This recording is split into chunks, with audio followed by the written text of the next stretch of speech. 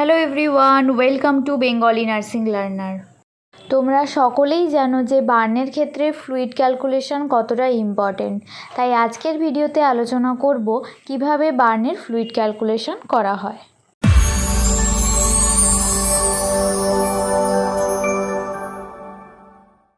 Fluid calculation করার আগে সবথেকে আগে যেটা জানতে হবে বডি সারফেস এরিয়া ক্যালকুলেশন।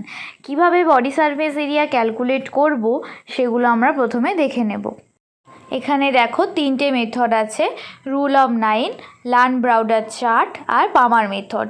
এই তিনটে মেথড কি আগে দেখে নিই। প্রথমে রুল অফ 9, এটাই বেশি পরিমাণে ইউজ করা হয়। তোমরা অবশ্যই এটা মুখস্থ করবে, কারণ অনেক সময় বলে দেয় যে ব্যাক সাইডে বার্ন হয়েছে, ফ্রন্ট সাইডে বার্ন হয়েছে, তো ক্যালকুলেট করো বার্ন এরিয়া কতটা। তো এখানে তোমাদেরকে পার্সেন্টেজটা ক্যালকুলেট করতে হবে। এখানে অবশ্যই রুল অফ 9টা সবাই মুখস্থ করবে। এরপর লার্ন-ব্রাউডার চার্ট। লার্ন-ব্রাউডার চার্টের মাধ্যমে আরও specifically specific body surface area calculation করা যায়। এখানে আরও স্পেসিফিক ক্যালকুলেশন করা যায় বার্ন এরিয়া। পামার মেথড। পামার মেথডের সাহায্যে কিভাবে ফ্লুইড ক্যালকুলেশন করবে দেখে নাও। পুরো পাম অ্যান্ড ফিঙ্গার অফ দ্য পেশেন্টকে 1% হিসেবে ক্যালকুলেশন করা হবে এবং এই 1% ধরে পুরো বডিতে কত জায়গায় বার্ন হয়েছে সেটা টোটাল ক্যালকুলেশন করলে total body surface area of burn বেরিয়ে যাবে। এবার 24 আওয়ার্সে কত ফ্লুইড লাগবে সেটা ক্যালকুলেশনের জন্য পার্কল্যান্ড ফর্মুলা।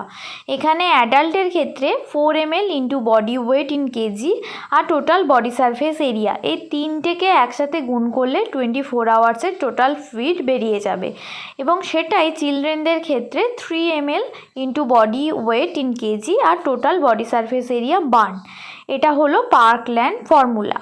এবার টোটাল যে ফ্লুইড বেরোলো 24 আওয়ার্সের, তার হাফ যাবে প্রথমে 8 আওয়ার্সে এবং বাকি হাফ যাবে নেক্সট 16 আওয়ার্সে।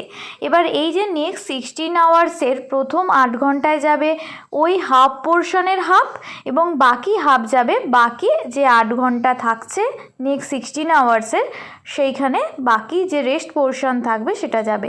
যেমন যদি ধরি টোটাল 400 ml ফ্লুইড বেরোলো, তার প্রথম 8 ঘন্টায় যাবে 200 ml এবং বাদ বাকি যে 200 ml থাকলো সেটা নেক্সট 8 ঘন্টায় যাবে 100 এবং বাকি 8 ঘন্টায় যাবে 100 ml।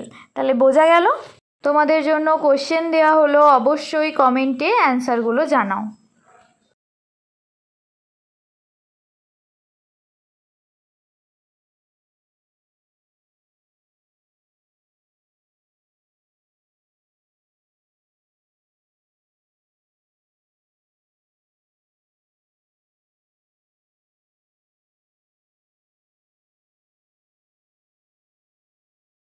আজকের ভিডিও এখানেই শেষ করছি। যদি ভিডিওটা ভালো লেগে থাকে তাহলে অবশ্যই লাইক করো, শেয়ার করো আর এখনও যদি সাবস্ক্রাইব না করে থাকো তাহলে অবশ্যই সাবস্ক্রাইব করো।